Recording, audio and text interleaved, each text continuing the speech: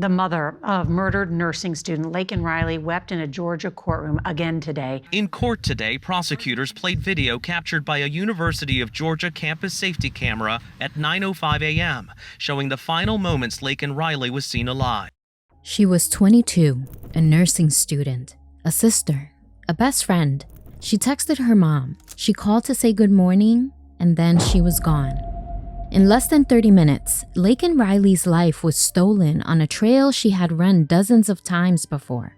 Her story isn't just heartbreaking, it's horrifying. What happened to Laken doesn't just shake her college campus. It sparked national outrage, exposed institutional failure, and left a grieving family forever changed. Laken Riley was more than a victim. She was a beloved daughter, friend, and aspiring nurse whose life was filled with promise. Born on January 10, 2002, in Marietta, Georgia, and raised in nearby Woodstock, Laken was known for her kindness, her radiant smile, and her determination to make a difference in the world. She graduated from River Ridge High School in 2002, where she was a standout on the cross-country team and remembered by classmates and coaches for her compassion, leadership, and drive. Her strong Christian faith, her passion for service, and her big-hearted personality made her unforgettable. Laken began her college journey at the University of Georgia, where she joined the Alpha Chi Omega sorority. She later transferred to Augusta University's College of Nursing, completing her coursework at UGA's Athens campus. Professors and classmates praised her bedside manner and her dream of helping people as a pediatric nurse. Her sister, Lauren Phillips, described her as my built-in best friend from the very first second. It was chilly but clear Thursday morning, February 22, 2024. Laken Riley was staying with friends near the University of Georgia campus while continuing her nursing studies remotely. She woke up early, had her usual protein shake, and laced up her sneakers for a jog, something she had done countless times before. The Lake Herrick trails in UGA's East Campus were a favorite of hers. Surrounded by pine trees and near a small lake, it was peaceful and familiar.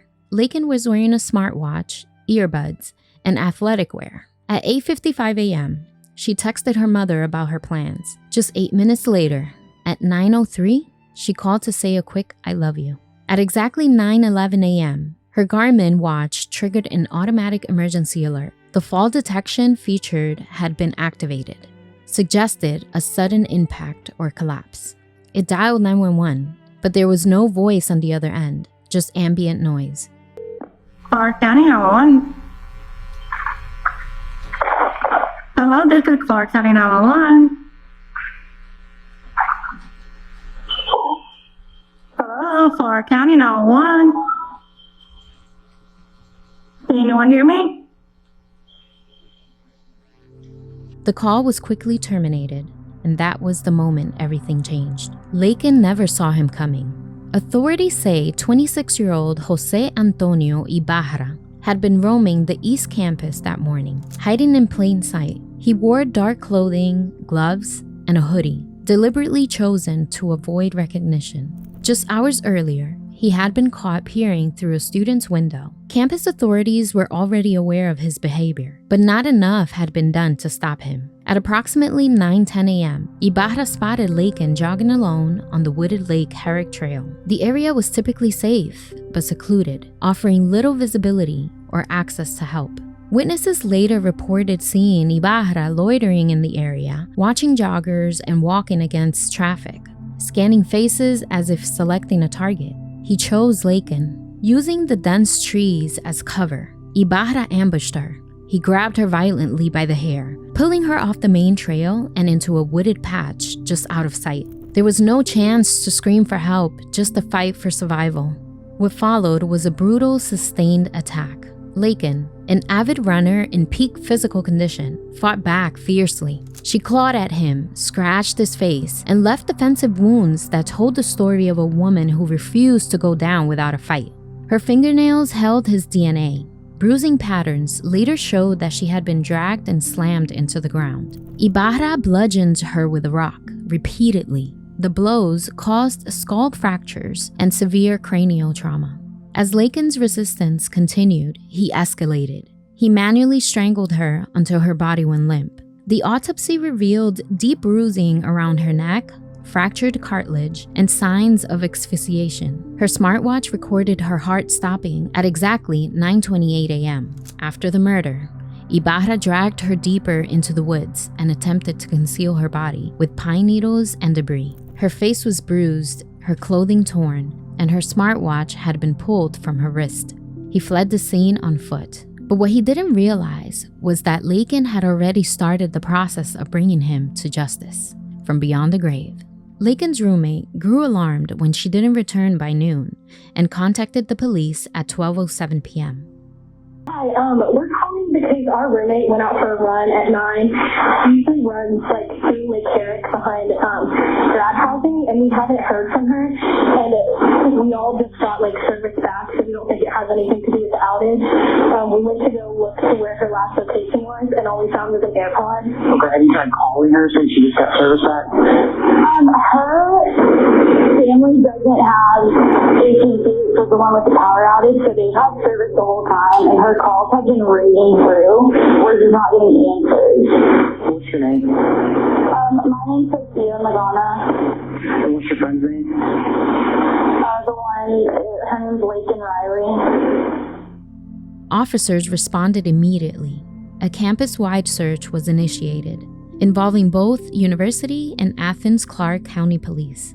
At 12:38 p.m., a University of Georgia officer discovered her body in a secluded wooded area near a retention pond behind Lake Herrick. The University, I found it. Ma'am. Oh, I need EMS immediately to the location where the phone pings. She had been placed down and partially covered by foliage. Her head injuries were extensive, and signs of strangulations were evident. Her phone and smartwatch were found close by. Officers described the scene as deeply disturbing. Crime scene photos later revealed that the area was muddy, her shoes were missing, and drag marks through the underbrush were clearly visible. Police canvassed nearby dumpsters and security cameras to start building their timeline. Digital forensics from Laken's smartwatch provided a precise reconstruction of her last moments. Laken's smartwatch data placed the time of her death at 9:28 a.m. Surveillance footage from nearby dorms and academic buildings showed Ibarra returning to his apartment shortly after the attack. He was later seen dumping clothes in a dumpster. Her phone had Ibarra's fingerprints on the scene. The DNA under her nails matched his. Officers arrested Ibarra at 5:30 p.m. that day at his apartment. Inside, they recovered blood-stained clothes, Laken's phone, and gloves matching the ones he wore in the surveillance footage. What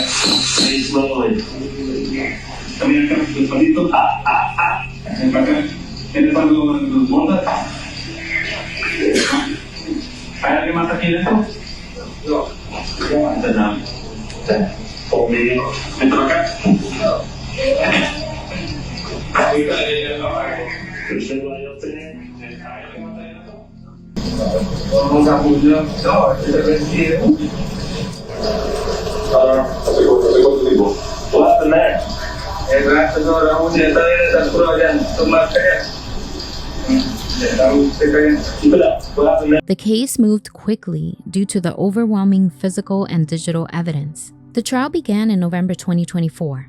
The prosecution presented an airtight case: DNA under Laken's fingernails, Ibarra's fingerprints on her phone, surveillance footage showing his movements, medical testimony detailing the extent of her injuries, Garmin data establishing the timeline to the minute. Ibarra waived his right to a jury and opted for a bench trial. He attempted to claim diminished mental capacity, but the evidence was undeniable. On November 18, 2024, the judge found him guilty on all counts. Laken's family was present for every moment.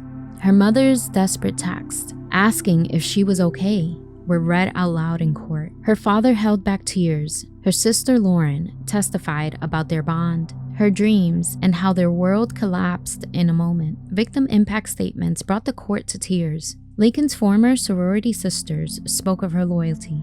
Her nursing professors remembered her dedication. Her sister said the world lost a healer that day. Ibarra was sentenced to life in prison without the possibility of parole. Laken's funeral was held in Woodstock City Church. Over 1,000 people came to pay their respects. Friends, sorority sisters, professors, and community members lined the aisles. Photos of Laken laughing, running, and studying to become a nurse played on a screen while music filled the room. Her family started the Laken Hope Riley Foundation, which provides scholarships to nursing students and raises awareness about violence against women. A GoFundMe created in her honor raised over $155,000. Vigils, memorial runs, and fundraisers were held across the country. Students on campuses everywhere ran 5Ks in her honor, wearing ribbons and chanting her name. Laken's murder sparked political outcry. Debates raged about immigration enforcement, campus safety, and the handling of violent offenders. How was Ibarra when he'd been previously arrested and reported for lewd behavior, not in custody? Her death quickly became central to political arguments about border security. Georgia lawmakers and national figures mentioned her in press conferences and hearings. In April 2024, Congress introduced the Laken Riley Act. The bill passed the House of Representatives with a vote of 251 over 170. We dropped that bill on a Friday, rammed it through Rules Committee on a Tuesday, voted on Thursday, before President Biden got up there ranting and raving with his confused stump speech. Folks, y'all realize we passed that with even 37 Democrats helping us. They even realize how damn bad that border is down there. Although controversial and facing resistance in the Senate, it became a symbol of calls for reform. Through unimaginable loss, her family channeled their grief into purpose. Her sister Lauren called her a beacon of hope. Her mother told reporters, Laken lived to help others. Now it's our turn to make sure her story helps others too. In addition to the foundation and scholarship programs, lawmakers in Georgia had called for extended campus security measures, including better lighting, camera coverage, and emergency alert systems. The story continues to resonate nationwide as a heartbreaking reminder of what can happen when warning signs go unchecked, and how one young woman's legacy can ignite change for beyond her years. Laken's story is about more than tragedy. It's a warning, a heartbreak, and a call to action. In her final moments, she fought, she resisted, and through her strength, she left behind the very clues that would bring her killer to justice. But she shouldn't have to. Laken was supposed to graduate, to heal children as a nurse, to laugh with friends, to one day walk down the aisle, maybe with her sister by her side. She was supposed to live. Her death is a wound that time cannot easily close. But her story demands that we never let it fade. If this story moved you, subscribe, like, comment, and share this video to keep Laken's memory alive. How do we make our communities safer? How do we honor those who we've lost? Tell us in the comments below. And as always, stay aware, stay compassionate, and stay tuned for the next reckoning.